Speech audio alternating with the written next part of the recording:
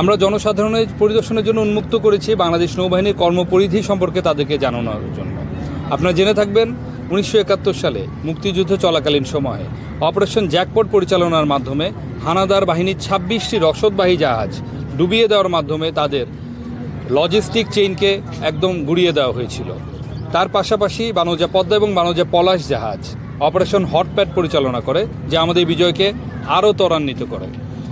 স্বাধীনতা পরবর্তী সময় থেকেই বাংলাদেশ নৌবাহিনী শুধুমাত্র সার্বভৌমত্ব রক্ষাই নয়, এর পাশাপাশি সমুদ্র সম্পদের রক্ষা, বাণিজ্যিক জাহাজসমূহের নিরাপত্তা প্রদান, anti piracy anti smuggling operation পরিচালনা করা, অবৈধ মৎস্য আহরণ এবং মা ইলিশ সংরক্ষণ অভিযান এবং বিভিন্ন দুর্যোগে ইনএইড টু সিভিল পাওয়ারের আওতায় অথবা সার্চ অ্যান্ড রেস্কিউ অপারেশন পরিচালনা করে দেশমাতৃকা সেবায় অনন্য ভূমিকা বজায় রাখছে।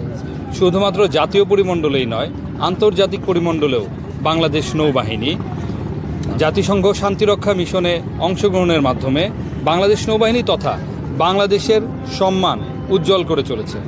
আজকের এই পরিদর্শনের মাধ্যমে আপামর জনসাধারণকে বাংলাদেশ নৌবাহিনী কার্যপরিধি সম্পর্কে অবহিত করা, অত্র জাহাজের সক্ষমতা সম্পর্কে অবহিত করা এবং দেশপ্রেমে উদ্বুদ্ধ হয়ে বাংলাদেশ নৌবাহিনী কী কী ধরনের কার্যাবলী সম্পাদন করছে সেটা জানানোই ছিল আমাদের মুখ্য উদ্দেশ্য। সবাইকে ধন্যবাদ। আজকে আমরা চাঁদপুর সরকারি কলেজের বিএনসি প্লাটুন থেকে সকল ক্যাডেটরা এসেছি নৌবাহিনীর যুদ্ধ জাহাজ দেখতে। আমরা গত দুই তিন দিন ধরে অবগত আছি যে আমরা দেখতে আসব। আমরা চাঁদপুর সরকারি কলেজ বিএনসি প্লাটুন আজকে দেখতে এসেছি বাংলাদেশ নৌবাহিনীর যুদ্ধ জাহাজ।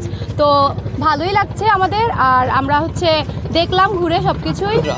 এখানে আমরা এসেছি নৌবাহিনীর কার্যক্রম সম্পর্কে জানতে, যেমন তারা কীভাবে সমুদ্র নিরাপত্তা দান করে, কীভাবে আমাদের সমুদ্র সম্পদ কীভাবে রক্ষা করে, কীভাবে বহিঃশত্রু আক্রমণ থেকে আমাদের দেশকে রক্ষা করে, কীভাবে আমাদের সমুদ্র সীমাকে রক্ষা করে, যে আবার জলদস্যু থেকে আমাদের কীভাবে সমুদ্র সীমাকে রক্ষা করে বা বহিঃশত্রুর আক্রমণ বা বহিরাগতদের প্রবেশ কীভাবে ঢুকে দেয় সে সম্পর্কে আমরা অবগত আছি।